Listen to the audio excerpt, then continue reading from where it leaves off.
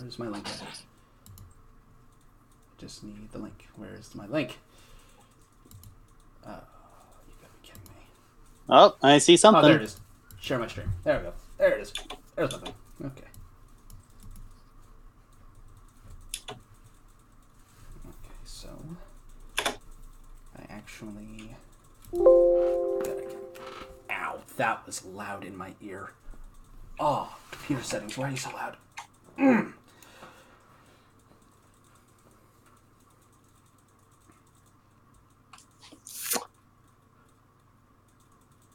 let me just...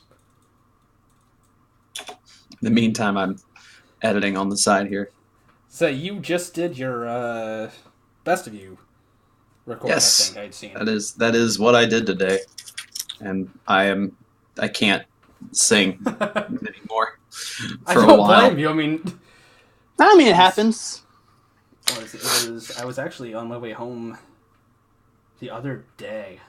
I was on my way home and I started listening to just a myriad, because I've got a playlist of your covers and Jonathan's covers, and I think Jonathan's cover of Oogie Boogie came on and I went full into it and then stopped. Yeah. And I was like, oh my god, my throat. Mm-hmm. Exactly, especially that cover. That one slaps. That one was... Wow. It chops the throats. All right. Post... It's in... there, so let's see. Should be good. Now let's hope the chat widget actually works, because for some reason it just seems a little odd to connect. Why is it? What about the chat? Oh, the chat widget I have is... I can actually even look at it on my phone too. Excuse me. Option. Okay, looks like we're good. And I think you're in here already. Yep, testing 1, 2, 3. It's not coming up on the podcast, though. I don't think. And you're able to see the video, right?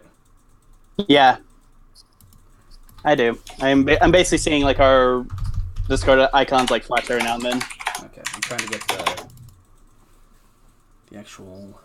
And someone vigorously slamming the space button, I think, or some key. I think it's me. Okay.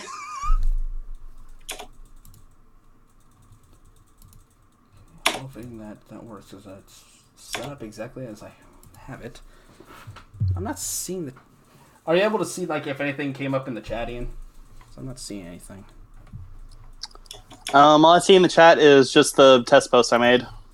Okay. Let me toss this over here and this over here. See, it came up on, like, this... Oh, what was that I just saw? That was basically the chat box widget. So I'm trying to get that to get going in here. For some reason, it doesn't want to. Oh man. Okay, so maybe if I just remove this one and then just put the next one. Add source. Web page. Would that be it? I can't paste onto here. Damn it.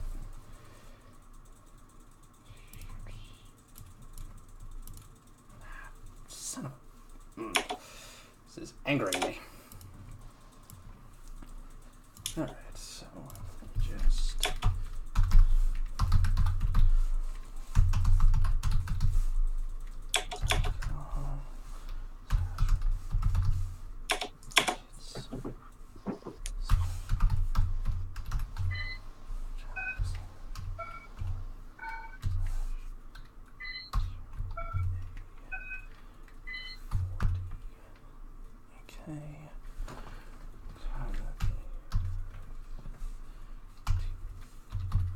To anybody that happens to be in there, I don't know if anybody else happens to... I'm not seeing anything else come up in the chat yet. If anybody else is in here, I apologize for the delays. Just trying to get... For some reason, things just aren't working as well as I'm hoping they would have. I'll say I'm eyeballing the chat, so I'll keep an eye in case we get any new people.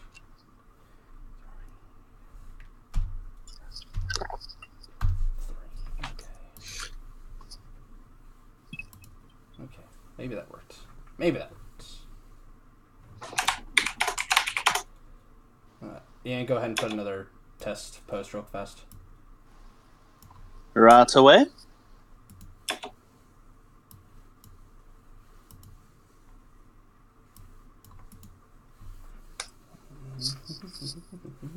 Alright, cool. Now I'm seeing it. Awesome. Perfect. I don't know why I was being so weird at first. I guess the widget didn't want to apparently work for me. Alright, so... Oh, I even see it in the actual stream itself. Yeah.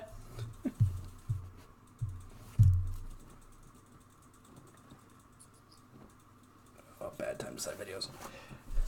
Yeah, that's... Oh, that's coming up as the test, I think. I don't know. It's because the chat's not staying. Damn it! Why are things not working for me? Oh. Idea. Hide that real fast. Add source. Chat viewer. Not connected to any Twitch yet. You're connected to my... Chat. Ah, why are my cap locks on? And connect. Oh. Did we finally get somewhere? Ian, go ahead and put something real fast. I think I finally got somewhere with this one.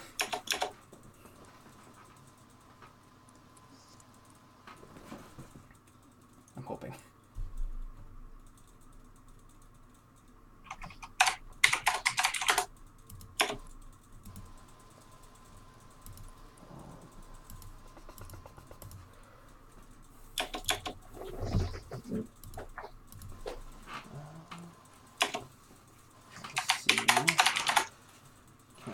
Things are hopefully going to work. Man. Oh. Alright, well, the chat works. The chat works now. Thank you, Ian. You're welcome. The following message you are saying is for testing purposes. Please stay tuned after these messages. You're an ass. Oh, I mean, you said I did. test something. You didn't specify how. That's fair. I did not specify. Alright. So that should be... I think we're live. Are we live? We are live, right? I believe so. Believe we are live. Put the... You need a link. I've put it in the gaming together chat. Let me... Oh. Yeah, it's the first place I thought of to put it. Is kind of the... Hey, here's Twitch, everything. Correct. Oh, that's cute.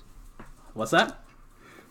The like the symbols, everyone's names. Oh, It's yeah. cute. It's just kind of how... Yeah. I've seen other people do streams like such for podcasts, and I thought, I'll follow that example.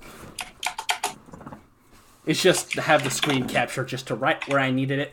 Which is hilarious, because when I was testing it with just Ian and I's name in there, with just our pictures, when you joined in, mine got shoved off to the side. I went, oh no, I gotta fix that. Just, like, help! No! But at least we got something settled, at least. I think we do. Yes, I think we finally got things settled. What is your Ian? What is your Twitter handle? Oh God. Ian has Or a do you Doesn't- have one? I do have one. I say it, but it's spelled differently because we're seeing a little like typo error like way back when. So I'll just Uh-huh. I'll type in he'll here. type it because it's kind of the name he's had for years. Had it in the 7 years that I know you, so. Pretty much.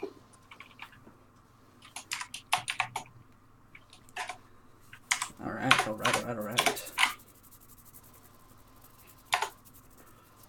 think we are good to go. And I have to gonna hop onto the. See if it is actually okay. It looks like it is. We are live. That's good.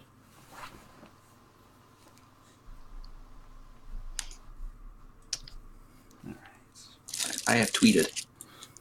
I have tweeted. I tweeted. A tweet has been sent.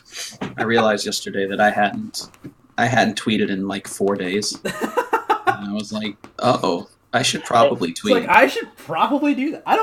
I use my Twitter just to like look at different things, but that's all I do. I rarely tweet anymore, and I really need to get back to doing that. That was weird. Like, I usually try to be, like, attentive to my Twitter because you're supposed to be, but I wasn't being. So I was like, okay, I guess I need to be a good quote unquote influencer. I'll say, I'm trying to like find like when was the last time I tweeted like anything? I don't know. I remember I said your Twitter description, and did you? It didn't even tag you. Oh shit, that's right. Because I actually changed like my actual handle. Oh no. That's right. Way to go, Ian. That's okay. You just won't get any followers. I don't know if you care though. I don't know. I think Ian at this point is because Ian I'm a digital version of a hermit. Wait, you mean to tell me you're not a hermit in real life? I mean, let's face it though. My friends have called you Hobo Jesus. To be fair, not just your friends. A lot of people do. So say a lot of people do because you have like the long hair, the mustache and everything. You wear sandals all the time. Mostly, I think. Hey, I'm not are cool. quite sure. I think it's all the time. I don't know.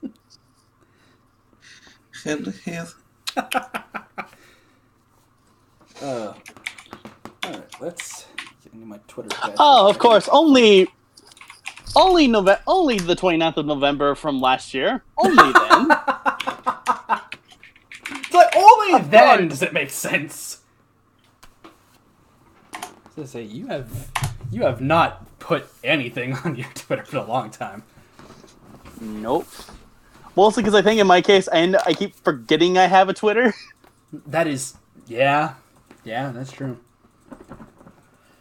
I don't know if that's a good or a bad thing. It's okay. It can consume you. I think that can be said about any. I've heard those media. stories. I think that can honestly be said about any social media, though, is that it can consume you. Yes, I think that's fair. I mean, it's a very fair statement. Is that like any social media that you're part of, that you're in, can indefinitely consume you as just kind of anything, really. Truth. Oh, you know. What can you do? Alright, we're live. We're good. All right. So, to anybody joining in and everything, keeping. And we got a second person. I'm keeping an eye on the dashboard on my end to see a chat, and I mean I can see the chat on my other monitor. I'd have webcams, but unfortunately, I don't know where mine went. There was an issue I had with bedbugs that caused me to have to replace a lot of my things into boxes, and I don't know where they went. Oh no, bedbugs are very hard to get rid of. And the sad thing was that it was only just one bedbug.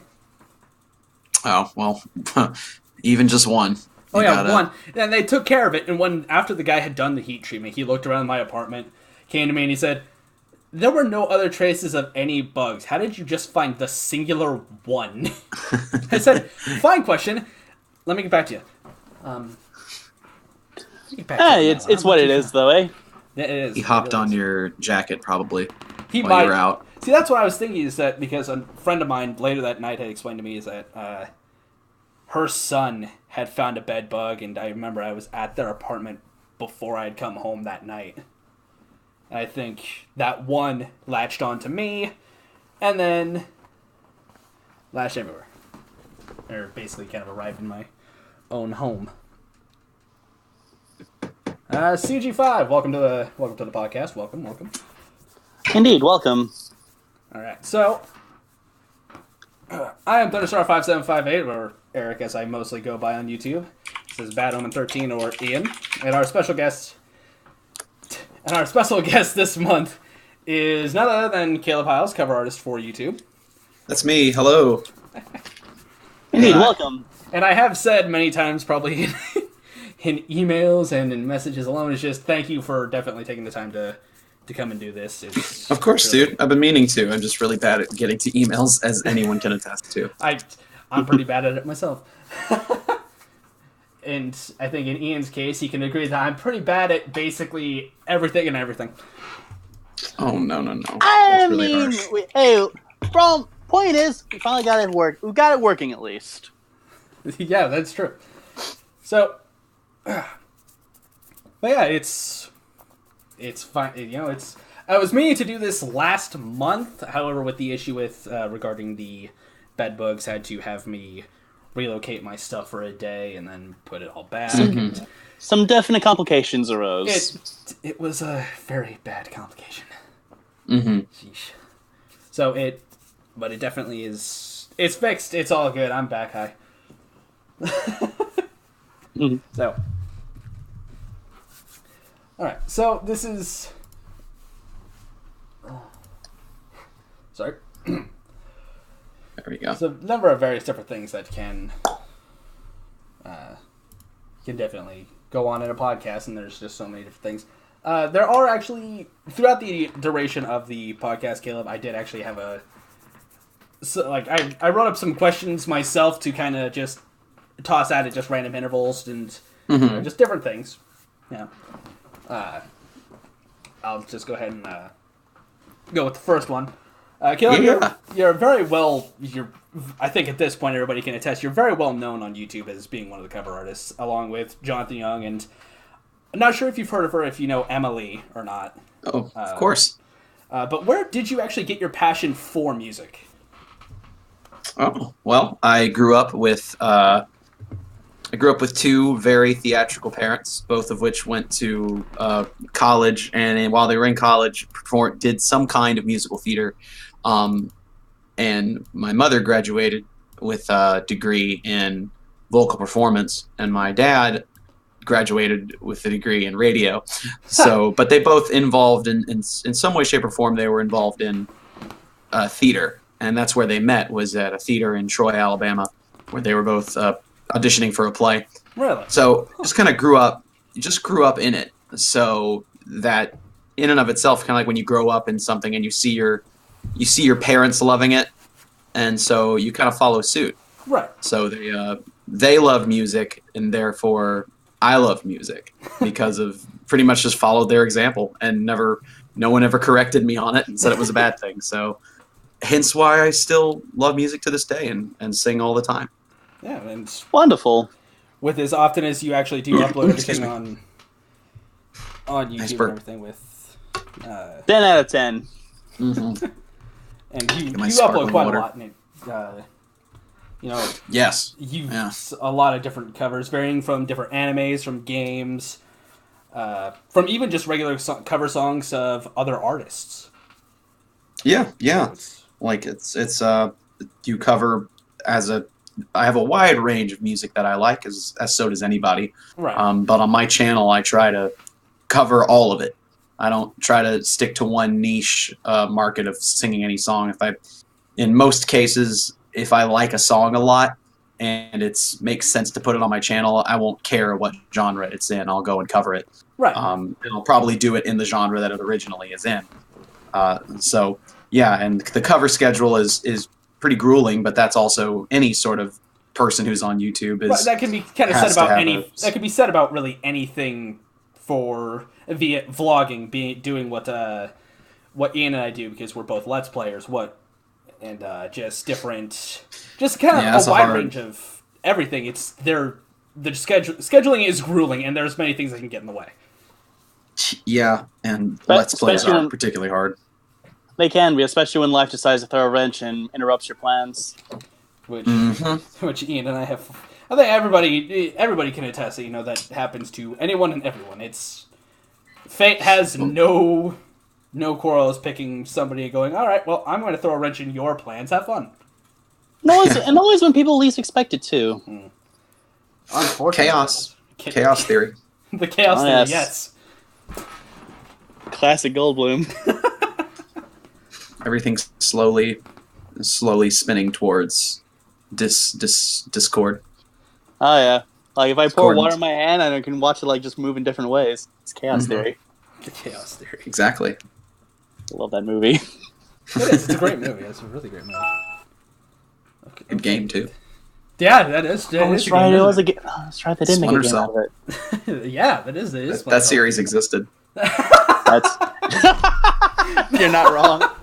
Don't know where it went. God, I think I only ever played like one of those, and that was it. I think. New Splinter Cell. Let's see. So- Oh, 2009. Wow. 2019. Sorry, Oh, I 2019. was gonna say 10 years Oh ago. shit! They're making a new one. Wow. Yep. Fighting for resources is apparently what's taking place. Ubisoft is trying to get money. Hey. I Anyway. agree, CJ. Yeah, there was an email that came across my computer. I, for some reason, did not mute the sound. Oh, you didn't do that on your end? Oh, it's because I still have Chrome open up on my damn computer. Whoops! I completely forgot I had that open up still because I had a widget open You up. fool. I say it. He says he drops his phone. To say, really? Really? You're gonna call me the fool and you just dropped us?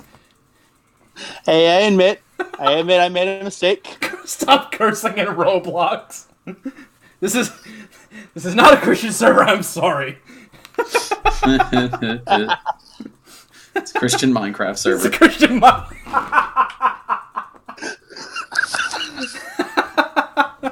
That is pretty good. Oh, that is a wholesome meme. I don't care. Not here. It doesn't happen here. We don't use that kind of fucking language. And I've actually had people tell me, you probably shouldn't say that so much. Well, is somebody going to stop me? No. I don't. Are the censor police gonna tell me no? Sitting there looking around like John Travolta in Pulp Fiction, just looking around confused. Is anybody? Anyone? No. That's on my list of movies that are like iconic that I need to see. Oh, it's a great movie. It's great. Let's say what it was. Ian, you and I recently watched some.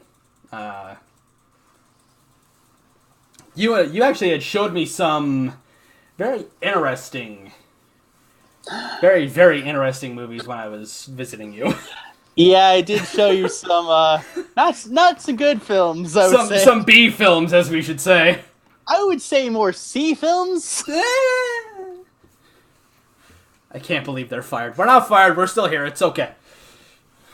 Don't worry, we still have 2 weeks. We're good. I have time. It's okay. There's nothing in the world but time. Hi, Andrew Shenanapeel. Good to see you. Oh man, I know that face. I know that face anywhere. Oh man. Well, for all of you who are here so far, welcome, guys. Thank you for taking your time out for us. Oh yeah, it's great to see everybody. Great to see everyone. So, all right. So, to keep the silence from going. I'll move on to the next question for you, Caleb. Mm-hmm. Okay, so, and we had discussed, the when do we get to ask the bearded man questions? Charlie's not going to ask anything that is going to... What could you possibly ask Charlie that we haven't already talked about together? So say you stream pretty regularly, Caleb. Well, yeah, I know. But Caleb, how are Babby formed? oh, Well, oh no, I mean, this is not going to end well. it happens. Caleb is Jonathan conspiracy. It happens. Have you seen How to Train Your Dragon 3 yet? Ian has. I did this Sunday. Okay, you know that place they were talking about where the dragons? It just so happens that's where the babies come from too, like human babies. My God! It's really on planet Earth. Can we get beard growing tutorial? My technique is lacking. I will admit, mine is as well. I don't know. I think my beard game is pretty good right now. I was gonna say, I don't know. You got the stubble. It's all right. It's all good. Just because you have a beard, almost there's pressure when you have a beard because you're apparently supposed to be a certain way or right. act a certain way. So I wouldn't necessarily wish the beard life upon yourself. I don't know. I'm okay. It's a torch okay you with have to carry. I'm okay with the hobo Jesus look I'm rocking right now. That's the torch that I will throw. Some people embrace it. That's about as far as I go with beard culture. Oh, it's true.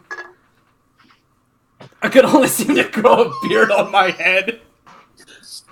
Oh. I get it, Andrew, because that's your hair. The reverse beard. I got it. Onto the question. Sorry. We had discussed, scheduling it's very grueling. It's insane. So when you take the time to basically go for all of the, all the editing and everything, how long does it usually take to make one of your videos? And what is the process of deciding, like, okay, this is the song I'm going to do next?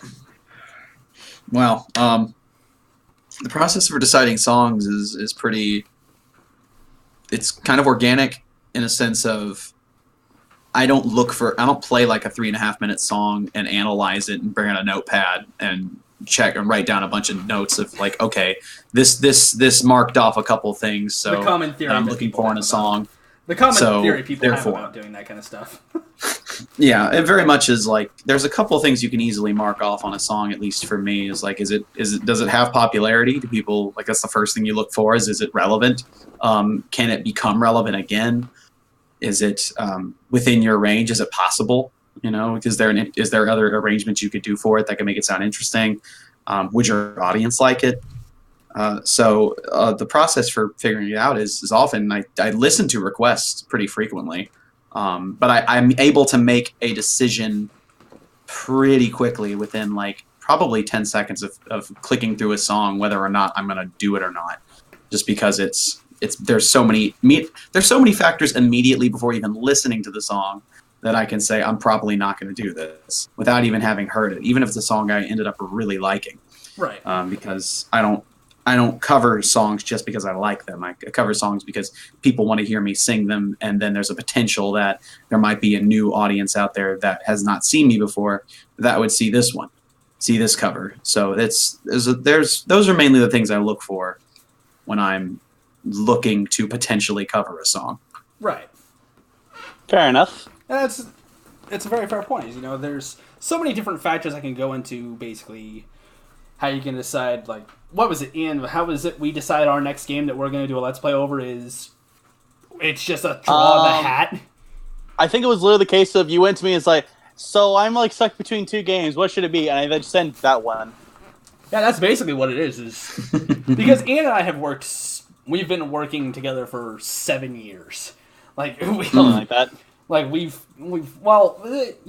years. I'll give it 7 years because that's as long as we've been friends. And we did an entire Let's Play in, a week? It was our first ever one.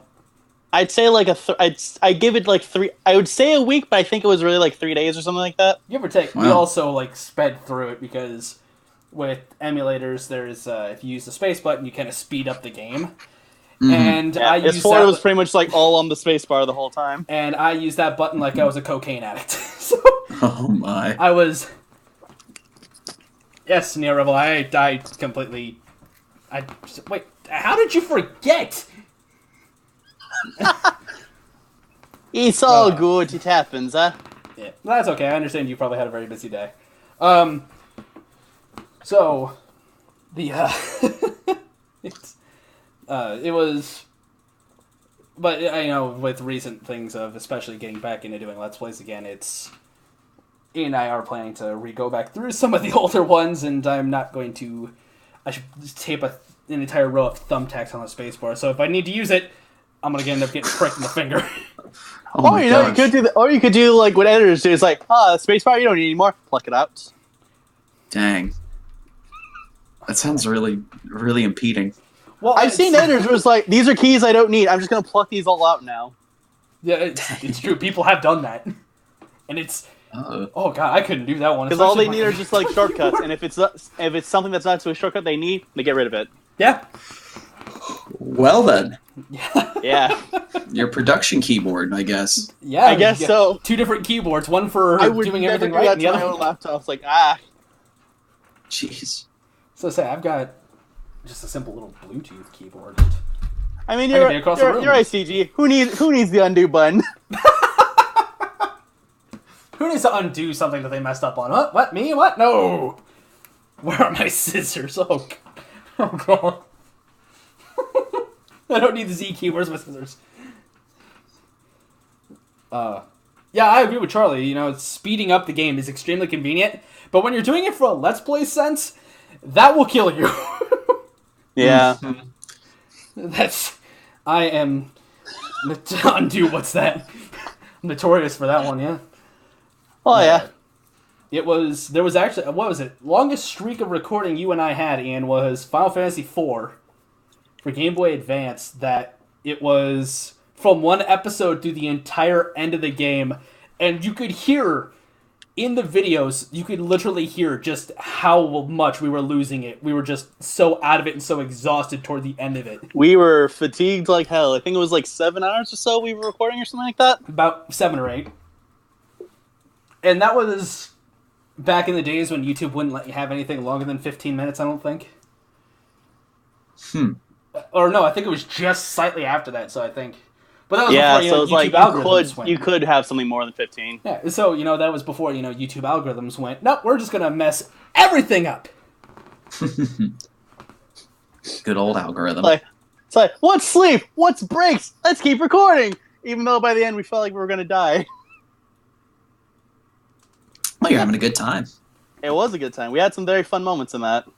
Oh, there was some very fun moments in that one. But we did have a lot of fun, and Ian reinitialized one of my chronic fears. Oh, it was bad. It was bad day, very bad day. The exhaustion was fatiguing me into fear. Oh, man. So actually going on about kind of like the YouTube algorithm and everything, I'll talk from the next question. So regarding like how YouTube is constantly changing, and we have, I think we can all agree, it's extremely difficult to start a new channel nowadays, especially given how everything's changed on YouTube. It can be. And depending, I guess it also means, like, what are you going into doing? Are you doing, like, cover artists? Are you doing Let's Plays? Are you doing vlogs? Anything? I mean, there's so many expectations to kind of live up to, but trying to make a name for yourself is the harder part. Uh-huh. Not to mention, depending on your content, you might have to end up wrestling with the YouTube algorithm bots. Yeah, which is... Are you popular? No? Well, alright, have fun. Is it the most current game out there? No? Alright, see you later. Well, starting a YouTube channel and trying to be successful, starting a YouTube channel with the intentions of being successful is kind of like a gambit in a way, because it's very, very easy when your goal is to be successful to be burnt out quickly when you do not see success. So my often advice that I tend to give to new channels is you're not looking for success, you're looking for personal fulfillment. Right. And if you can achieve that, then it doesn't matter what your audience is, the size or otherwise, because it's a size or otherwise, because you personally are enjoying the work that you're putting out and the product that you're making for yourself.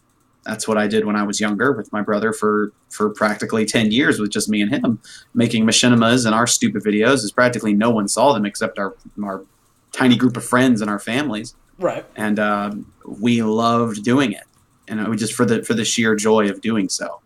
And I that's my charge to everyone, is you really have to examine your motivations when you get into doing YouTube, because it is so unforgiving, and it is incredibly I don't even say difficult, because difficult makes it seem like there's some kind of thing you can do to overcome a process. I would say that it's difficult, as well as what's the word I'm looking for?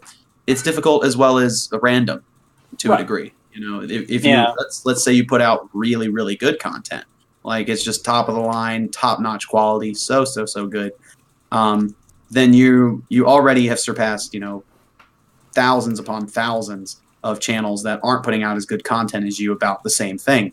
But now you're in a whole nother league with another thousand of people who are putting out just as good quality content, all vying for your eyes.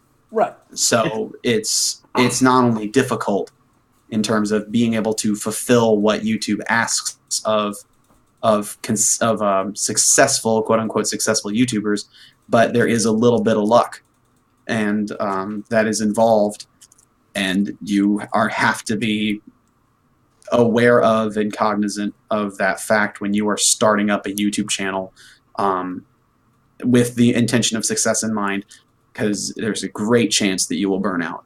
If you don't love doing it first, then burnout is almost right around the corner. Right, and I think, and also welcome Saber, because I had seen that you just joined the chat. It's, if you don't love what you're doing, then you're not happy when you do it.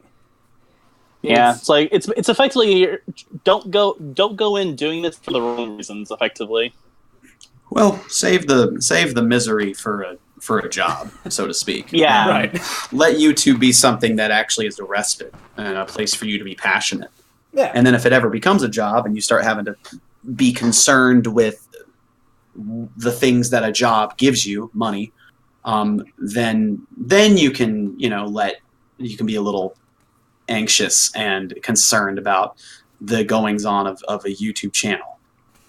For the time being, just let it be a fun project that you do. Let it be the thing that occupies your mind when you're in the middle of work. That you get excited about, that you're thinking of ideas all the time, and a satisfaction that you get from completing something that you're passionate about with excellence.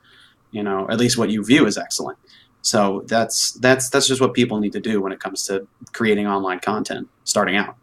Right, and that's exactly right. And I had actually agreed. It was beginning of this year that Jonathan Young put on Twitter that you don't need all this fancy equipment, and you don't need to buy like what was it he said on Twitter? Like, you don't need to buy a $2,000 microphone and guitar and Nope. everything. You don't need all that stuff to make yourself happy. It's true. And he's right. Money doesn't buy happiness. No, it really doesn't. And then many people also will say that, but why am I always happy when I have money? Well, it's because even though it doesn't buy happiness, you can get yourself nice things with it. That's exactly. And thus we get to situations where you're just, you're sitting there going, all right, I got all these nice things. All right, well, now here's your bills. Where's my money? Money money buys comfort, and depending on how much you value comfort, depends on how much money is truly worth to you. Exactly. Very true. So money can buy comfort, and I think which can be happy because you're comfortable. Right. But the thing about, I think, the adage of money doesn't buy happiness is the idea that money's not going to make you comfortable. It simply can't, because life is going to do everything it can, even with lots of money, to disrupt your comfort at every single turn.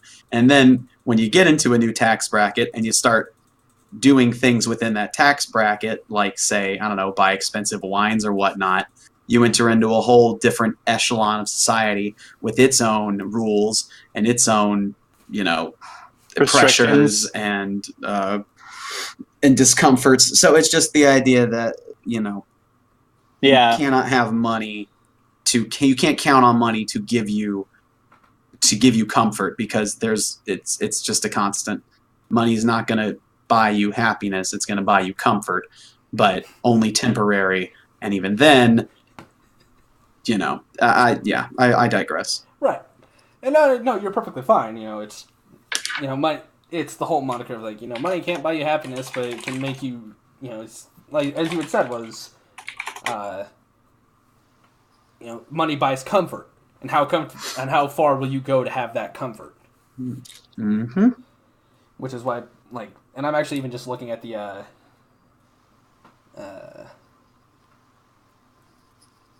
I'm actually looking at Jonathan's tweet right now. It's just, 2018, he wasted a lot of money on stupid crap to just feel more legit in his career. Studio lease, fancy videos, production gear, thousands per month of which he could have been saving for more fulfilling projects. And it's extremely true. You don't need to spend all this money to make yourself feel more legit in what you do. Yeah, I mean, and John to a degree, really, from what I've known of John, I think John really did enjoy, like, as much as he'll talk about in panels and talk about on Twitter. I really think that he has enjoyed. He enjoyed his time on YouTube. I think what the turning point for him was in terms of not caring as much was when he started thinking about having his own family with his wife and with his and his own personal projects too. Right. Realized he was basically that he was thinking of the future at that point. yeah, and realizing that YouTube is just a very hard thing to keep up with, and he wasn't interested in running the race that is YouTube. Because that's a very long race. it's a constant race, and I think about, and I often say this at panels, and I say it to just people who ask me, that any job you ever have is going to have its ups and downs, and the things that you really don't like about it, and the things that you love about it. And like any job that you have, there are breaking points for certain people. Certain people are like, I can't do this job anymore because of this. And for John, it was, I can't do the job of YouTube anymore because it dominates too much of my time. And I think for him, it was saying, and it makes me feel I am too caught up in trying to be competitive. Like it was very competitive for him to try and be on top of the ball, always be ahead of schedule, keep coming up with these ideas for these covers. And it was inhibiting him from personally investing in a project that he cared about. So for his the straw that broke his back was constantly having to think about YouTube, the job. Right. And for some people, they're totally fine with it. Some people have bought into YouTube and being a YouTuber like 100%. Like they're all in. They love the idea of being a YouTuber. They feel connected to the platform. You know, it's an identity at this point for them. There's a tribal aspect to being a YouTuber for a lot of people. And I think that's a little odd. I don't think a lot of people who have, you know, quote unquote normal jobs would say, oh yeah, that everything about me is my job. No, it's a part of you, but it's not all of you. Yeah, it's not. Don't let your job make up what you really are, unless it's something you're dedicated to doing, and it's everything that you want to be in life. Yeah, and that's and the idea of, you know, I think that's the thing I'm currently working through is a separation of my job and my personal life. And of course I work out of my home, so you kind of have a crossover of my personal life and my job at all times. So effectively it's trying to find that nice little balance that in separation that works without like driving oneself insane. Yeah, because I tell people, what I tell them is, I was like, just to get an understanding of what it is to like to work from home all the time, is just imagine you're going to your office or wherever you work, and then when 5 o'clock rolls around or clock out time rolls around, you can't go home. Like, yes, you can bring everything with you. You can bring your bed, you can bring your toiletries, you can bring your lamp, you can bring your television, you can bring all your creature comforts, everything. But you have to stay. You have to. You are sleeping in that office and waking up for the next day. You're sleeping in the office, or you're sleeping out in the hallway, or whatever it is, you know, with your nice bed and your nice lighting. But you're in your office. No two ways about it. You have not driven home. You have not taken the bus home. You haven't walked home. You are in your office. You are effectively living in the place of your work. Yeah, and you have to figure out how to separate that. So currently my studio is being renovated right now. I'm currently renovating it, so it feels more like a studio. Because the idea is that even though I live where my work is, I'm trying to make it feel as much like a completely separate entity that looks nothing like the rest of my house. So at least there's a clear separation for you. I'm trying to, and that's what I'm trying to do. But I don't say that for pity. I don't say that to try to like say, wow, the job's hard, because any job at all has its very difficult and just uncomfortable scenarios that you have to work through. Even when you love the job, there are parts of every job that you will just have to work through and tolerate and do the best you can to adapt. So that's just this job. This job in particular has that fun little anecdote that now you have a little insight into how it works for some. I don't know how vloggers do it. I literally don't know. I respect vloggers for what they do. I don't understand like how you can do that. Like I can't even. I was having a conversation with my mother-in-law. This of the idea of like I cannot believe that there are people out there who share their lives and then when they have a child, even have the thought cross their mind like the fact that they think in any capacity, I don't want my child, my future child, to have any sort of association in my mind. I don't even want the thought to cross like, oh, this will get a lot of likes. I don't even want that thought to cross into my mind when it comes to my freaking infant. Like I don't even my want baby's just born. Better post on Instagram. well, and like not even like even if you try to fight it off, even if you're like, oh, I really want to share this with everybody, you know, my fans online, I want them to see it. But I'm like, then at what point is there any kind of separation? And yeah, you can say, oh, I'm saving the only certain pictures, but then if you just think about how we think about social media, that it is in its essence graded. You know, you have likes and numbers and everything's numbered. And I guess the point of when do you consider something too sacred to be posted? If you post so much, yes. what becomes sacred at that point? Yes, Exactly. there's literally nothing sacred in your life, but of course that's with the understanding you're then accepting a reality that when you put things on social media, it's no longer sacred, so to speak. A lot of people would just say, no, I want to genuinely share these moments with those I care about. But then my argument would be that there is no humanly possible way for you to care about that many people, and you shouldn't try. That's no way. You can't.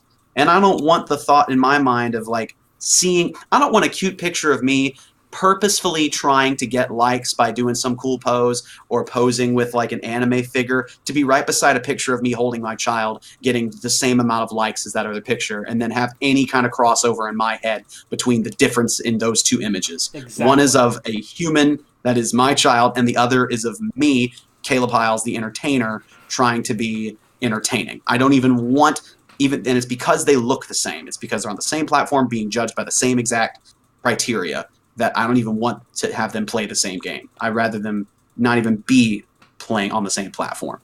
That's just me. You know what? You're not wrong for that. That's very fair. I just don't understand how people do it.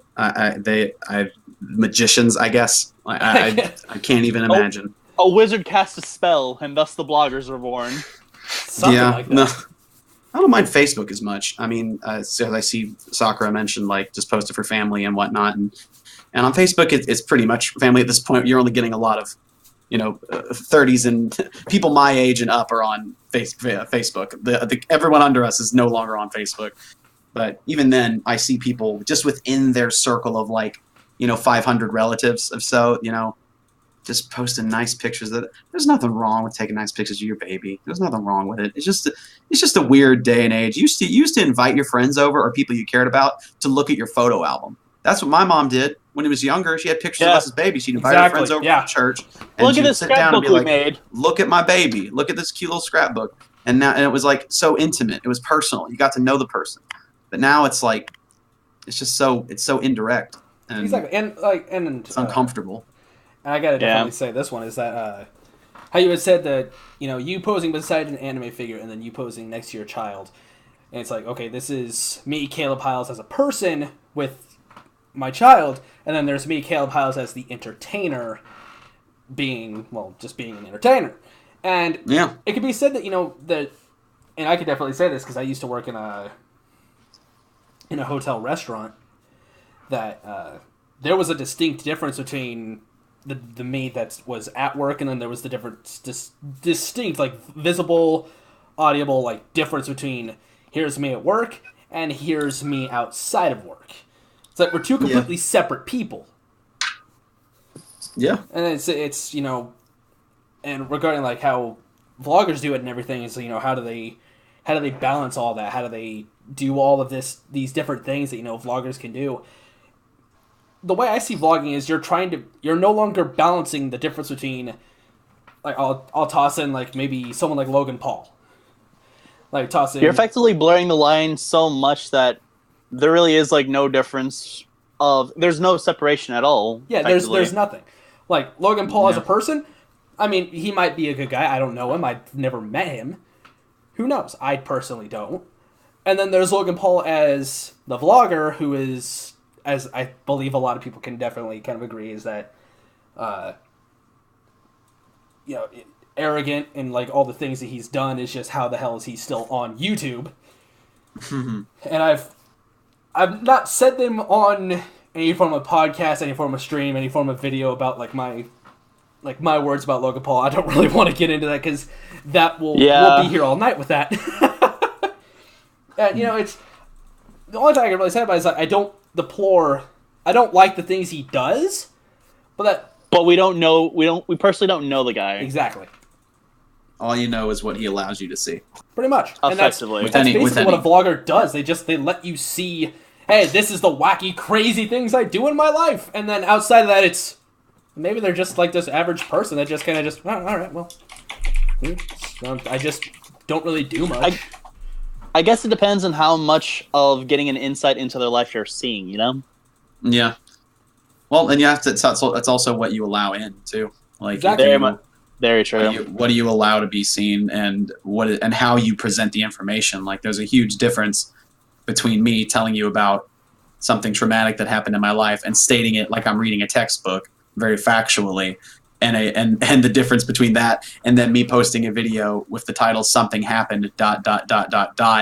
And then it starts out with me like crying, saying, "I never thought I'd have to make this video." Right. Quick cut to something else. Like, there's a huge difference in how you just perceived just matter of fact information. Saying it or just making a Shakespearean play about it. Yeah, and don't be deceived. Like, the creator has 100% control over how the message comes across. Like, you are influenced by their editing and their word choice. You are influenced. You, of course, have your own agency and can make decisions on your own, but we cannot help but be influenced and subconsciously manipulated to feel and think certain ways. So you just have to be keenly aware at all times of reading individuals. Like, we need to all take a class on body language and public speaking, because you'll learn a lot about the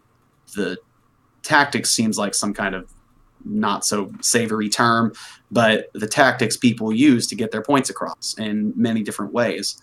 And once you know them, you recognize them, and you can be a little bit more wary. Prudent, weary and prudent with whom you are choosing to follow and pay attention to. And you can really honestly tell who's genuine and who is putting on a show or otherwise. Exactly, and I even agree with what Cammy's saying in the chat. It's like a movie scene in those videos that take the trailers and turn them into completely different things. There's a difference between like the trailer, because the trailer will look, oh, this looks awesome, it's like, okay, this is one thing. And when you see the actual like finished product, it's like, that wasn't anything like I had hoped it would be. Mm-hmm. Or more modern, or more in modern cases where it's more applicable to just let's show all the stuff that's like in the last 10 minutes of the film, and pretty much spoil any surprise that could be there. They'll go see it anyway. Who cares? Yeah, that was that dog movie recently. Like, the entire 2.5 minute trailer like literally showed the movie from start to finish. Yeah. I was I don't need to see that movie anymore. Yeah, it's like, oh, cool. I literally saw what it. That movie was like. It was in front of Spider-Verse, and there was a huge like. Everyone was laughing about it on Twitter in a thread. It's like, I don't need to see that Dogs Road Home movie because I literally saw the entire movie in 2.5 minutes. It's really true, It's definitely something. I'll move on to the next question. We spent a lot of time on that one. I mean, it's fine. It's just something to definitely good branching options that came with it. Oh yeah. So regarding like. We were mentioning Jonathan Young and like everything. So, and you and John, you guys definitely work together pretty frequently, I'd say. Maybe not more recently, but you guys have worked together quite a lot. Oh yeah, definitely. So how did you guys actually meet? We met through an email, or we knew about each other, and then he emailed me wanting to cover the Bells of Notre Dame, and the trade-off was we do Bells on his channel and we do Wolf in Sheep's Clothing on mine. And he was gracious enough at that point, because I couldn't, but he was gracious enough to fly me down to San Diego, and we recorded it out of his garage. And at that time, he was roommates with Family Jewels and Rachadi B, and that's where it started. He emailed me, and asked to do a project, but we had both known about each other for a while. Right. Because we both kind of started our careers pretty much at the same time. And that's pretty much the nexus of where that started. It's kind of it kind of reminds me how Ian and I met. We met because of our friend Brad. I think we had actually what was it? It was he was doing a Fire Emblem Let's Play and had it was like a single video that we were brought to co-house together, and then you and I just started like connecting one another. Or I think you came to me at that point. I think. Yeah, I think it was just kind of a you seem like a really cool person. Also, bye Neo Rebel. Bye Neo. Goodbye. Goodbye. But it was it's the thing of like Ian, like we had no idea about each other. I didn't know Ian didn't know me, and we had basically Charlie, is that how you're supposed to pronounce it? I mean, it could. It's a matter of perspective. We didn't know about each other at all. I mean, as far as I knew, we were both basically just kind of in the shadow of, here's all these different people, and we're just kind of over here in the back row, just like, huh. And it's like that one, like, you sit at the table with the same person at, like, during lunch back in high school, and it's just, oh, well, how you doing? You start talking, and that's how you just become friends, Effectively.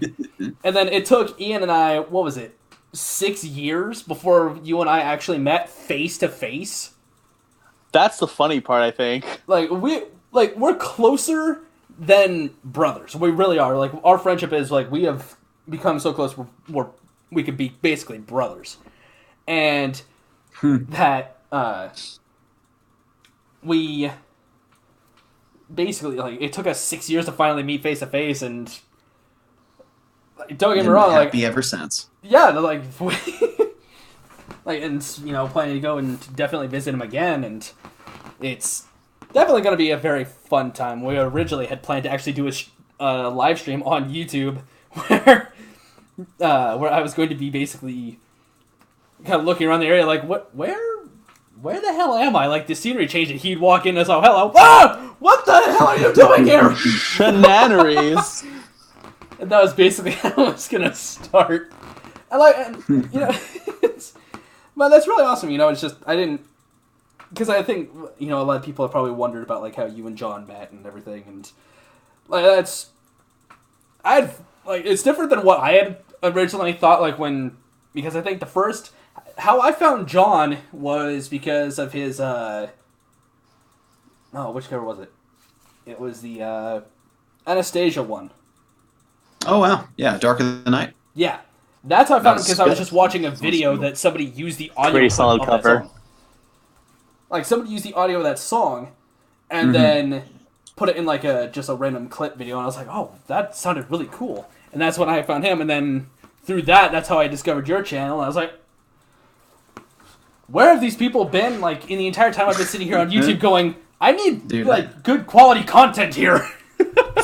Dude, I find new channels that I'm interested in, like, at least, like, every couple days. Like, that just happens all the time. People with these great concepts, great ideas that are all very interesting, and there's just no way to watch it all. I don't have the time. I certainly don't create the time to do so. Right. We're inundated with so much media, particularly these days, that it's almost overwhelming. It's the fact of there's so much you want to, like, check out, but you don't have enough time. We physically just do not have the time for it. No, even if you sat literally 24 hours a day watching even then it's impossible. Yeah, you would be hard pressed to get through, even stuff you're interested in. Right. Yeah. And to answer Cosmic Riddler here, because I had seen that he had said something in the chat. Yes, everyone will be allowed to ask questions. I just have one more given to Kayla before, basically, because I have another one after that. But that'll be when we end this. So I'll go ahead and ask the one now, and then we'll let people... Richard E.B. Yep, that's how I say his name. So, given that... And I'll go ahead and just give this one. Given that because you are pretty well known on YouTube for your covers and everyone, Are there any other like artists like what was it? I think you mentioned it in your recent stream was like Peter Holland. You know, someone like people that other artists and everyone that you'd love to work with in like the future or any time. Yeah, I mean, there are plenty that I'd love to work with. And a lot of them aren't necessarily YouTubers. They're just musicians that I followed throughout most of my life. And because I was in a band before I was ever on YouTube, and that was what I loved doing more than anything was performing on stage with my band. But now, so a lot of it's just like, oh, a bunch of bands that people haven't heard of that I want to perform with, or like people that have heard of that I want to perform with. But in regards to YouTubers that are in my sphere, like they're kind of in what I do, like Peter Hyles is obviously a choice that I'd want to be. I've been wanting to do something with him. Anthony Vincent, me and him talked for a while doing something. I got cold feet, and he does 10-second songs. I'd love to do something with him. Nate, obviously, Nate Wants to Battle. I'd love to do something with him. I've heard some of his stuff. He's really good. Yeah, he's a natural fit. I've done things with Amanda Lee before, or rather, I was in one cover of hers and then helped out with background vocals for another. We're actually currently planning a double release, one on her channel, one on mine. It's just a matter of getting our schedules to line up to both record it and make it happen. Huh. Trying to think of others. I mean, half the time, the people I work with these days are individuals who, you know, are in terms of channel size aren't as large, but are so good at what they do that it's like that's who I work with these days. People who are just so good at what they do. Right. It doesn't matter about channel size as much as it matters about the content you're producing and like what do you bring to the table for both of us, you know? So it's like it's a mutual exchange at that point, because I numbers mean something, yes, but as I've gotten older in my channel's lifetime, I have learned that the numbers only mean so much in terms of subscribership, and especially as my channel starts to turn more towards just simply music and me less of a personality and more of just my voice. I really realize now that it's not about my personality, and I'm finding individuals that have a really impeccable job of instilling their personality onto the covers that I'm doing. Right. So it's kind of like I don't know, it's been great kind of being a platform for other artists who don't have as much of a large platform getting great exposure, but also like creating really, really good music, really good content, like just so good because they're all so good at what they do. Like, I don't know. It's like, I always feel like the inevitable is that I will fade at some point in time. So I best get in line and get in good with the people who I know are going to take my place. Right. Like I can guarantee you they're on the up, and they are going to be the people you're watching in just a couple of years. Right. And I'll be the one doing the background stuff for them if they'll have me. Right, and that's definitely, I agree with Cammy on this one. That's just it's an incredibly awesome way to look at it, and you know it's kind of like, you know, eventually your career as something will definitely fade, but what legacy will you leave behind? Yeah, there's something to be said for the concept of a legacy, the concept of what was your stamp on the universe, or this tiny little part of the internet. Like, how did you make your name?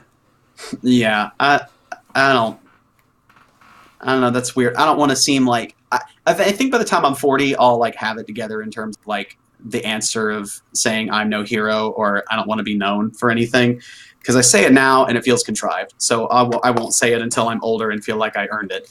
Right. But I definitely, which makes sense. I don't feel like I'm as caring as much about leaving some sort of indelible stamp on the music world, because especially for me, I'm nothing but a derivative. Like, I don't mean, okay, I need to rephrase that so it doesn't seem like I'm kicking myself. I am, my entire career exists because someone else had a really original idea that I fell in love with, much like anyone does with music or art that they love. And I was inspired by it, and I created my own work based because of their work. And if anything, if anything, I'm in the business of making people feel closer to those ideas and someone else's ideas, and that's really cool. I think there's something really like privilege about being a cover artist and having influence in that way. Is I never forget where I came from, and I never forget who got me where I was, because I literally don't have a career if not for someone else. Right. It's essentially never forgetting your roots, in essence. To know where you came from. I genuinely can't, because I'm in the ground. Like, I am, metaphorically speaking. I can't forget where I am because I'm never stepping out of it, so to speak. Like, my bread and butter is covers. And that's good. And it's good that it's good that you have that awareness that I would argue some people don't usually. Well, it's just, it's weird to, I don't know. I'm working on an original album, and it's been really weird lately, because as I'm writing music and whatnot, and I'm trying to think of lyrics and think of themes and topics, it gets real existential real quick. And it's like, I don't want to just write nothing but philosophical mumbo jumbo for this album I'm working on, but that's what's coming out. A lot of just metaphysical, just ramblings. Well, hey, if you do ever finish making it, I'd be happy to listen. Give it a listen. Definitely, I think everybody will. Well, I think that's my plan. Is I've been trying to think about, because I do want to celebrate 1 million subscribers. I want to celebrate that. I want to celebrate the individuals who deserve to be celebrated on that day. But I think the one thing I'll do for myself is play my original song, the one I have completed. Charlie knows about it. He produced it. And we worked on it together, and I'm so freaking proud of it. And I'm just really, really proud of it. And I think that's where I'll premiere it. But by that time, Charlie, I need to get a couple more songs done. I don't want to say, hey, the album's coming out, and then only have like 1-2 songs done. It's my fault though. I really need to be the one who's cranked it, because like I said, I'm so focused on YouTube and trying to get ahead of schedule on that I don't allow myself the capacity and the time to write my own music. But I want to, and I have been. Right. Now we're gonna let the chat ask questions. Cosmic Gorilla asks, would you ever consider voice acting or stick to music, or both? Would I ever consider voice acting? Is that what you said? Yeah, voice acting or stick to music, or even both of them. Yeah. Well, before I ever did any music, I was doing amateur voice acting. In fact, I had a person at the last convention I was at, to OhioCon in Ohio. They recognized me and knew me from my machinimas back in the day on Halo 2. And then another person recognized me through a fan dub I did back in 2009 of this anime called Toradora. And I did a fan dub in English for it. And I posted it to YouTube, and it got a huge amount of views, a surprising amount, because that was right at the forefront of Toradora coming out. So everyone was really excited about it, and I loved it. I fell in love with the show, and I wanted to create a dub. So I literally went and grabbed people from my school, people from my church, and I said, come to my house, you're voicing a character. So I had a microphone. I stripped all the audio off. I downloaded the OST. I went to sounddogs.com and downloaded a bunch of sound effects, and I just edited an episode from the ground up, and I got my friends to play these characters. And he recognized me from that. He's like, I'm just now hearing about this business. I came here, saw your name on the list, and I was like, he's the guy who did that fan dub. So when you asked Cosmic, would you do voice acting? It's been a dream of mine, and it's been something I have. If you look deep into my channel, just type in Caleb Hyles voice acting on YouTube, you will see demo reels that I've done, or just cute little projects that I've participated in really long time ago, 6-7 years ago. That was what I tried to do before I ever did singing, or before singing became a thing. And it's been so weird being in Texas and going to conventions and seeing these voice actors whom I have looked up to and known their names for well over a decade, since I was a kid, because I loved voice acting and I knew them, and I have to act cool around them in the green room like I'm some kind of colleague or on their level. So it's really bizarre. I'm only just now getting better at not being weird about it. But it's taken some time. So yes, I would love to go into voice acting. I just need to, I've had people say they'll vouch for me. I just need to take the time to make a demo reel. But I think there is a lack of confidence because I'm so out of it that I'm so into my covers and things are going well there and I'm getting opportunities with that I just don't have enough motivation nor enough emotional capacity to do all of that. I have a well that runs dry by the end of the day because I have to care about job, personal projects, my family, then the bills and other projects, whatever it is. I have to think about all of that, and I'm not a person who just is an endless well of energy. I know those people, and they are to be looked at with wonder and amazement because they're not human. And it's I wish I could be how they can keep going sometimes. Yeah, I don't know what happened to them to make them that way, but I imagine it's some sort of anime protagonist beginning that they went through some horrible trauma and now just are literally invincible. I'm convinced they're cyborgs. They don't actually have beating hearts; that just constantly drink some oil. They have a gerbil running in their chest. It's powering them. It's all good. No, they're like they have to they basically have to just rest in front of a solar panel in essence. Right. Yeah, no, it feels like that sometimes though. And then you had mentioned Toradora. I actually took a chance to actually watch the anime, and I honestly thought Toradora was one of the more wholesome animes I've ever watched. It was people will sleep on Toradora because it was I'm not going to get into it, but suffice it to say, Toradora was a really, really good anime and was far more nuanced than people will give it credit for and dealt with serious familial issues that are kind of covered up by not covered up, but kind of glossed over because of the somewhat harem romance going on between the two main characters. But there's a lot to say about broken relationships with your parents, one leaving you, one not being present, even though they're there, responsibilities within the family. There's a lot to be said. And oh my gosh, I need to go watch the show now. Thinking about it. Oof. There's so many good moments. Think about an anime scene, you just start getting choked up and you get chills because you hadn't thought about it in so long. Oh yeah, that's a sign of some good shit there. Yeah, I'm just gonna just ask me another question. I'm gonna look up this scene so I can have it ready to play after this. Good point. There was actually 23. There was actually something. What was it, Ian? It was in Final Fantasy 14. There was a scene that had me choked. That was oh god, there was. And then there was a joke that I had seen the day after having watched that scene that it was the creator over the character holding his sword over them going, "It's for character development, I promise." That's right! Just don't do me like that. CG5 Must asks, have you ever had an hour-long set on your own or a longer convention? Or longer at a convention? Yeah, dude. Absolutely. I've had the longest I had was an hour and 30. And it was hard. It was not easy. Because you're having to retain your voice and be entertaining for an hour and a half. But half the time, if you just... I don't know. Like I said, I kind of grew up around thespians and performers, so it comes very naturally to me to kind of be gregarious and, communicative with the audience. And I've had times where I had a set list of 13 songs and I only got to 9 because I talked for 20 minutes worth of those 4 songs that I didn't perform. And it's not like I'm over talking too. My parents have known about my ability, I should say, my tendency to talk too much, and I get it. I've been advised several times when they've come and seen me perform, and my wife as well, on when I talk too much.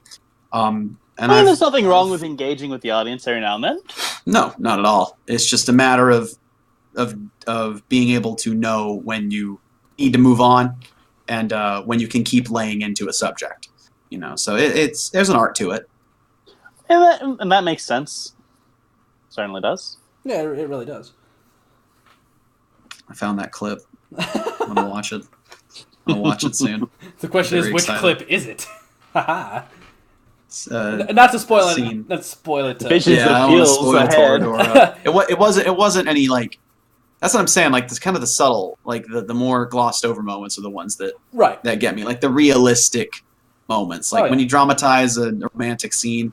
That's one thing. It's sweet and heartwarming, but it's those real life slice of life is my favorite genre of practically any entertainment period, like movie or otherwise, particularly anime, because I feel closer to like actual reality when I especially when watch the real relatable shit comes hard.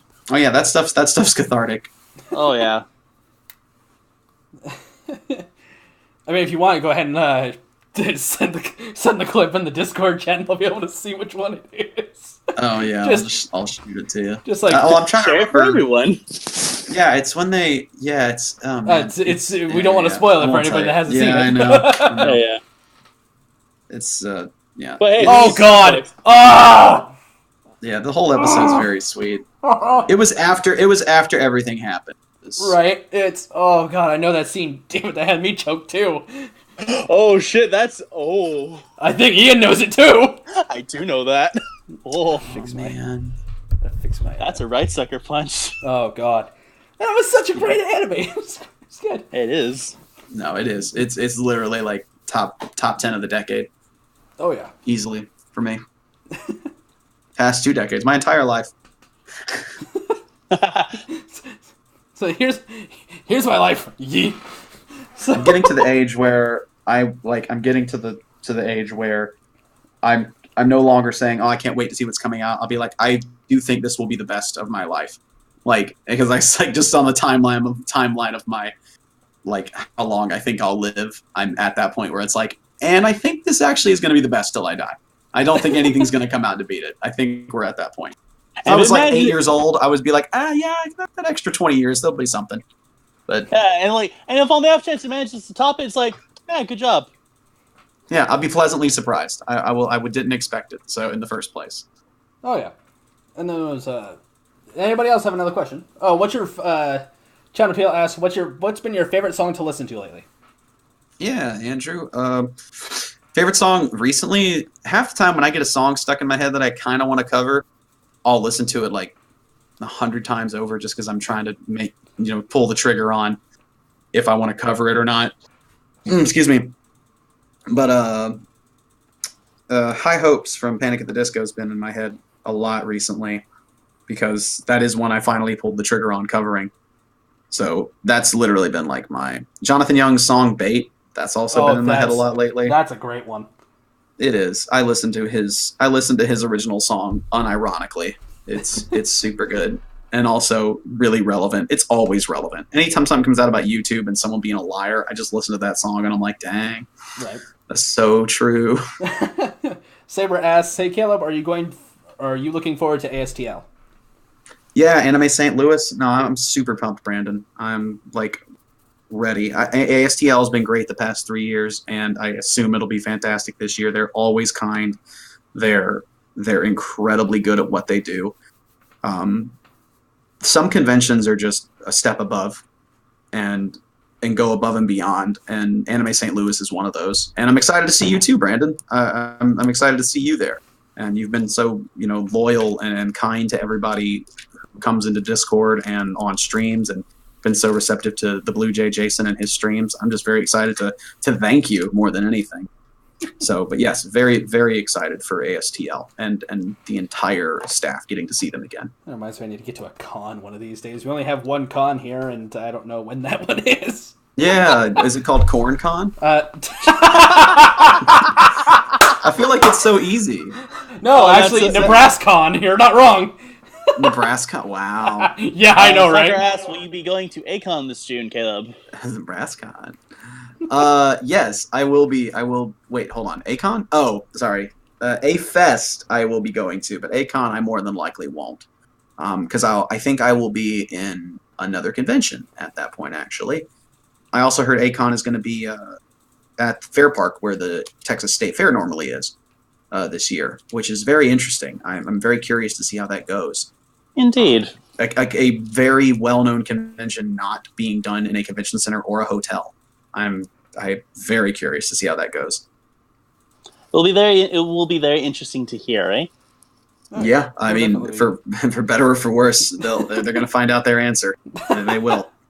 And they really will. It's best of luck to them, though. I know some of the people who run Acon, and or I think they had a staff change, but maybe some people are still there. I wish them the best of luck. It's gonna be hot, though. I mean, apparently all of it's indoors, but yeah, it's. I mean, you're in Texas. It's gonna be warm. Yeah, it doesn't matter what I do. It's gonna be hot. It's gonna be hot. Like, it's always hot. It's already getting hot. Like, it's hot down there where I am. It's currently 9 degrees, and I'm still freezing my ass off. No, it actually did get really cold today. It was like 60 to start. I don't know if it is in Irving, but it dropped considerably to like 30 degrees or something. It's cold outside. It's very cold outside, and here we are in Nebraska, where the weather changes every 5 minutes, and a lot of people are like, that's a speculation. That's not a speculation. That shit happens. That shit People happens. are asking if we can get Big Tex to make him anime. Dang. There's a giant statue of a Texan man in the middle of Fair Park where Acon's taking place, and he's about as Texas as it comes. Oh yeah. So the idea of like putting him in a Sailor Moon outfit. Oh my throwing god! anime eyes over him. No, they're just gonna make him All Might. Oh yes! Dang. Someone's gonna climb up on a huge ladder or like a helicopter. I don't know. They're just gonna rappel down on him. Gotta change his outfit by rappelling on him. That'd be ridiculous. Oh, I would be so happy to see that. Oh. God, I don't know when any of those are, but I hope I'm there for it. I heard about that, Andrew. I heard about Arizona. I heard about Las Vegas getting snow, California getting snow. Like, interesting. All the West is getting a lot of snow.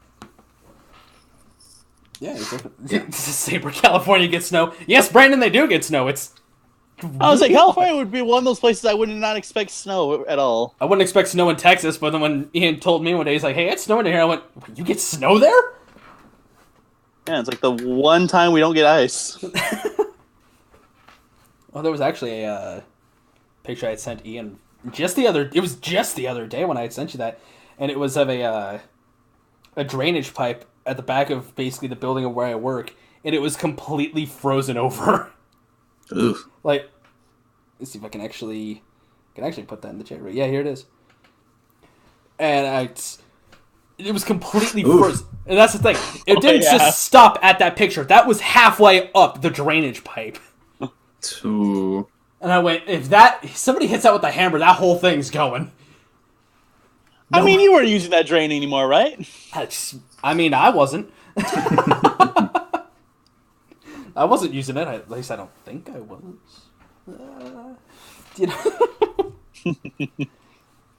Any other questions? Anybody else? Bring in the questions. Bring on the confetti. Yeah. Please, nobody hit me with a confetti cannon. I don't need that in my life right now. Oh man. I guess I can just wheel it back into the closet then. But you've been holding on to that. No, your damn Wolfman statue scared the shit out of me. Oh yeah, that's right. Oh yeah, Mr. Cheney. Oh god, that scared the shit out of me. Chinana asks, how's Kara? Who's asking? Andrew. Andrew. Kara's good. Kara's doing well. She's been doing a lot of work on the house lately, because she has some friends coming over on Sunday. So she's been very busy at making the downstairs look more homey. So we finally taken all our posters from conventions and put some of them in frames. And we went to some furniture stores and bought some nice shelves, and we've framed some of our wedding stuff. And we got a new coffee table. We're having an electrician come out tomorrow to help hang a chandelier over the kitchen, because I don't even want to try. I've done handiwork around the house. I've done most of the handiwork, but that one I'm just like, I'm not about to try to anticipate gravity on a 95-pound, chandelier that's already hanging and then put an 100-pound one up there. No, I'm not going to be that person. I'd rather not irreparably injure my sides or something falling on this chandelier. So, and it's like a nice rustic chandelier. It looks like something out of a Home and Garden magazine. I don't know. Sounds really cool, honestly. Very chic Southern. But that's what she's up to, and I like Marie Kondo'd like my freaking closet the other week. So I like made it look fit. I got rid of so many clothes that I don't use anymore, and so did she. So we've been trying to go minimalist, so to speak, throughout this period of life. But all good. She's doing well. And She's doing well. So this isn't even one of the questions I asked because I guess this probably might have started before I had joined the Patreon server and everything. Something I was going to ask during your last stream when you were playing Smash Bros. What is the Toon Squad?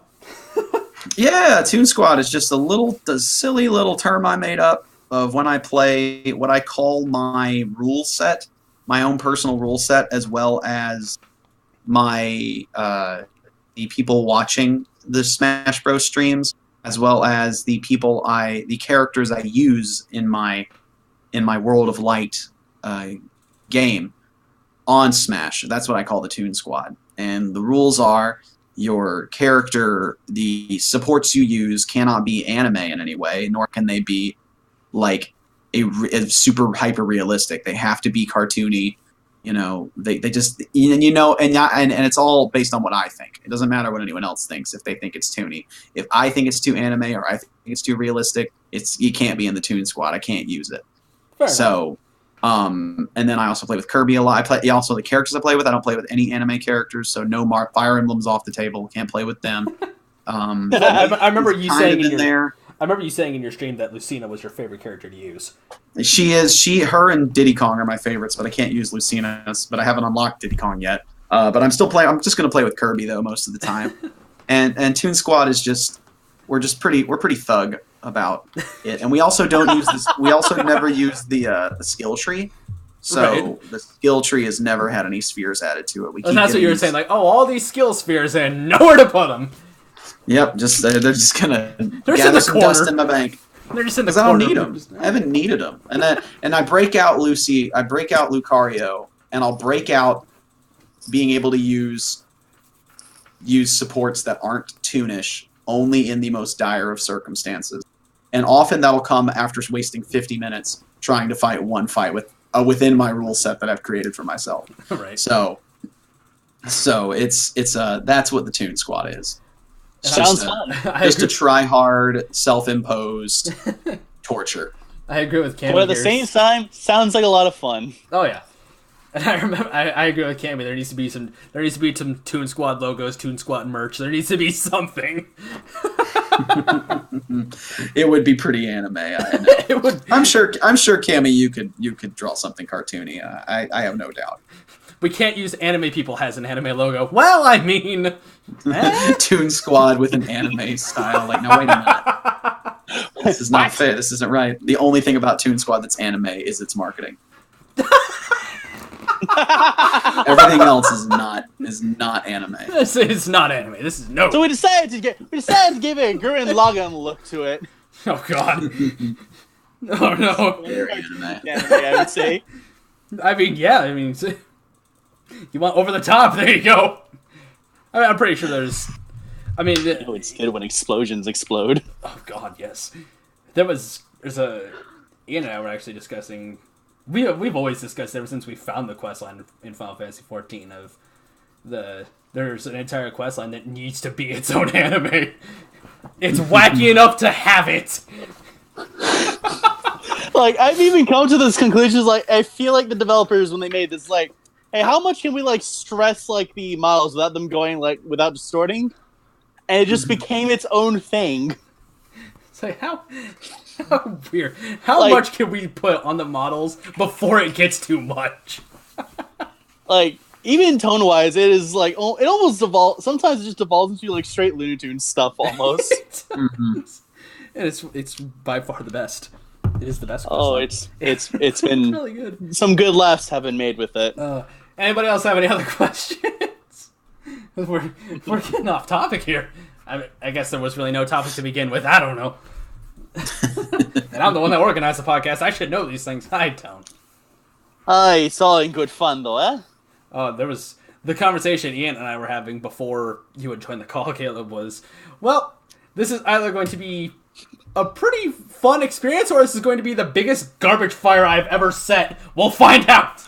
I wouldn't let it be a garbage. Nah. I've been enjoying this at least. Oh yeah, it's been fun. This has been a blast. I thank you guys for allowing me on here and being persistent too, because as you know, I'm hard to get a hold of. So I appreciate the persistence. Well, we're happy you were able to come. You're willing to humor us. Oh yeah. It was definitely a lot of humor. So when is the next stream for either you, Caleb, or for me? Caleb, go ahead and answer that one, because I don't know. For me, it'll be sometime. Let's see, sometime this week. Probably it'll either be tomorrow, Friday, Saturday, or Sunday. I will stream on one of those days, and it'll be around this time, so 8 o'clock onward in the evenings. Just keep the Twitter turned on, and you'll see the update, or you'll see me post about it. So, unfortunately, I'm not at the point yet where I'm able to where I have been willing to write down a schedule for Twitch. But it's going to be one of those days. It will be. Shenanigans asks, have we seen Alita Battle Angel yet? I have not. Neither have I. Not yet. Though Aaron from Game Grumps actually said that it was an extremely good movie. Yeah, it's got good reviews. It's not getting poorly reviewed. Which is hey, that's good in my books. I'll go watch it. That's nice. I'd say I'll go with Sakura Pandy and this one. I say yes. I'll go give it a shot. Know nothing about the series, but I'll go give it a shot. I definitely have plans to see it at some point. Yeah. And looks like Brandon's heading off. Thanks for dropping by, Brandon. Definitely be sure to catch your next stream next time you stream. And regarding the next stream for me, it's kind of the same thing. I'm not at the liberty of a consistent streaming schedule. I mean, there's a lot that's on my side of the field that's I gotta get through all this first before I can get more consistent with things. Mm-hmm. It's the awkward laugh as it goes. But for understandable reasons, at least. Especially, it's having to especially plan for next month's podcast, which I'll definitely be playing that toward the middle, and the guest was already decided as I promised him to definitely be that he'd be the next part of it because he's another person that I work with, and he's the guy that makes my thumbnails for my videos now. Another person that I've been friends with for many years, and the same person that I've told that if I ever find out, because everybody goes in their ups and downs in life, and he's had quite a very rough time and has ended in the hospital for a few of those times. And I told him that if I ever find out that he went to the hospital again, I'd personally go to New York and find him. So it's like, he hasn't done anything, and that was about 4 or 5 years ago. He hasn't ended up in the hospital since because he's had and depression's something that gets overlooked quite a lot, and I think we can all agree to that one. And he's had those streaks, and he's ended in the hospital because of it. So, and he stayed out of it because of that little, because he knows I'll do it. He knows I will drop whatever I'm doing good in New York and find him. I'm coming for you. And he'll probably see this because this will end up also being exported onto YouTube for people that couldn't make it, and that way other people can see it. And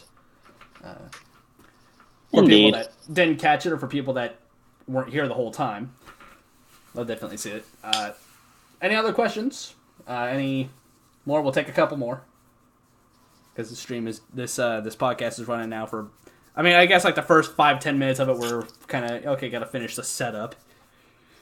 And of course, we've been running for about an hour and a half now. So eat.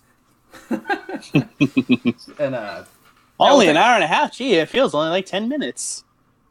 Don't even start with me. Let's see if anybody else. We'll take a couple more questions. Anybody? I forgot the Twitch chat's a little bit slow sometimes.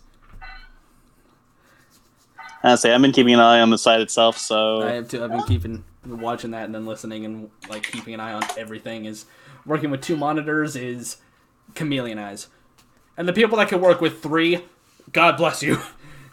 Because to be able to keep track of 3 things going on all around you on 3 different monitors is... You need a really good computer, too. That, too. Yeah. I wish my computer was good enough to run 3 monitors. Luckily, mine can run a monitor and a TV. Because TVs make the best monitors sometimes, you know? And I actually thank one of my little coworkers for telling me that one. Anybody else have a question? Churches 99, yes or no? By Andrew. Yes. I'll say yeah. I'll toss that into a yes, because I've seen some things on it, and it looks awesome. Cammy asks, so what made you know that you could start taking your talents into conventions? And also, have a good night, Gus. Thanks for stopping by. Good night, Gus. Take care, Gus. Oh, Tetris 99, yes. Cammy had asked... Yeah. I just started asking. and they told me that I could or couldn't.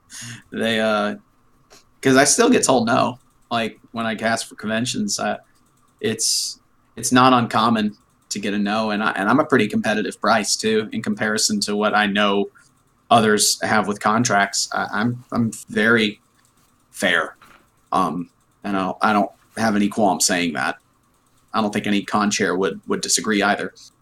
But in terms of like a personal feeling, like I could be, like I was talented enough, or rather I was skilled enough, or both. I think I thought about it from like a business perspective to a degree. So I knew when I started believing that I could be viable for a convention to bring out, then I started asking. So right around, and honestly, it's kind of different for everybody. For me, it was like right around 85,000 subs. I contacted a local convention that was based out of a library, and it had maybe 250 attendees. And that was my first convention concert, and I, performed for 12 people, and it was great. It was intimate, and I got to experiment with things, and I had a good time. I brought far more merch than I needed to, over anticipated. But I think it's never too soon to ask. I don't think you lose anything by asking.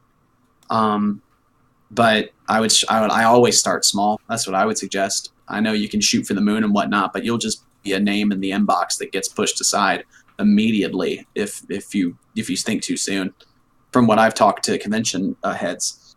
So, but in terms of the smaller ones, yeah, they're looking for, they're looking for anything for a cheap price and something they can afford. And if you're at a point where you can be locally viable, then yeah, I'd say give it a shot. See, I didn't know like that was the whole thing about cons. I know like voice actors. That's very enlightening. Voice actors in different groups, they get asked, hey, can you come to our convention, and can you, and I didn't know it was I guess it's kind of like, the convention is hiring you for your services, and having never been to a con myself, I didn't really know that, so I go with the end. It's very enlightening. We're learning new things every day. Here we are. Very much so. Mm-hmm. And Andrew says, speaking of merch, I still vouch for the Hyles Hype Crew shirts. Oh, thank you, Andrew. I know those shirts are really, really good. I'm very happy with their ability to hold up as long as they have and be as comfortable. They're super duper comfortable. Huh. That's good. I have to order one of those. I think it should always be good to be comfortable with others, eh? Oh. I'm excited too, Charlie. It's going to be a good time. Yeah. Speaking of which, I need to email them. Always thinking of new things I got to do. You never know what you have to do until it's actually right in your face going, hey, it's this? Hello? And so true. And I gotta say this now is, when you had mentioned, thanks for, being so persistent about it, asking and everything, and I won't lie, because I get in my head a lot, and it's not a good phase to be in, but I get in my head a lot, and, I thought, maybe I'm bothering him with asking so much, maybe I'm, I don't really know, because I understand that you're a busy guy, I get that, and And that's why I said, when in the email, I'm willing to work around any schedule that you have, anything. If someone is politely asking a request of me through my business email and I don't reply and they ask me several more times over a period of time, I'm never going to be bothered because I do my best to get to my business emails, and that's what it's for. And I don't specify what business I allow into my email. I just specify that it's a business email. So if someone writes a well-typed up request asking me to do something or be a part of something, I might not get around to it for a while, or I might just forget about it because I haven't checked my email in a while because I'm just really poor at that. But that's where you make requests. Like, I know for a fact my wife worked for a company back in Auburn where they would solicit people, to help them with projects or offer their services. And they had a strategy where they sent out 3 emails over the span of 2 months. And they kept up with a list of potential partners where they checked off first email has been sent, no reply. Second email has been sent, no reply. And I get those all the time. I mean, I have so many merch companies and MCNs send multiple emails trying to get my attention, and I just tend to gloss over them because I have something else I'm trying to do at the time, or I anticipate them to send another message, because it's either automated or it's a person checking off the list of things. So I am, when it comes to these kind of requests, especially from a personal side, it's from a person, not a business, or not like a corporation, I try my best, which is not that great, but I try my best to get to those requests. So I don't feel badgered on my business email because people aren't badgering me. Right, and I will admit that I felt like I was, because I had asked in January and I had asked a few times and everything, and I won't lie that I did almost drop my phone because I was at work when I'd gotten the response email, agreeing that you could be here today and. I did almost drop my phone and go, But was it like the same time where you decided to call me and you were like, you sound like you were in shell shock or something? Yeah, pretty much. I immediately called you and went, you better not have anything going on next Wednesday. It's like, well, I guess not anymore. You even told me after you replied to me, after your Smash Bros. Stream, Caleb, that because I contacted you and I said, you got anything going on next week? Preferably the 26th through the 28th. And no, I don't think I do. I mean, as long as it's not on the 24th. Well, it's the 24th. That's a Sunday. You think I'm going to plan something on a Sunday? It's my day off. Can relax. Have a good time. But, and I will admit, going into this, and Ian can even agree that going into this, I was very nervous going into this. He was. There's no need to be nervous. But no need. I was extremely nervous, and Ian's like, everything's gonna go fine. It's gonna go great. And then I was reassured by another thing I was listening to when I was at work the other day that it could be, because this is the first podcast we've done. It could be here's the first Let's Play Ian and I did wasn't our biggest Let's Play. It could be the 96th episode or something until it becomes the best thing that, it's this will get the biggest amount of here's everything. Mm-hmm. It's just I understand that, a lot of people are going to be oh, this went on too long. It's whatever. It's okay, well, that's your opinion on it. I mean, I don't do YouTube to get the money to do the great things. I do it because I think it's fun. True. It's a good way to kick back. That is definitely how I would suggest people start. Indeed. Don't do it for the money. Don't do it for the fame. Do it for you. Yes. And that's really what it is. But I mean, over the time of this entire podcast, I've become extremely more calm, especially after the stream started, and just kind of all right, well, it's basically we're just sitting around just talking about different things and kind of going into things. Yeah, so you just gotta be all tranquil about this, man. It's like jumping into a cold pool.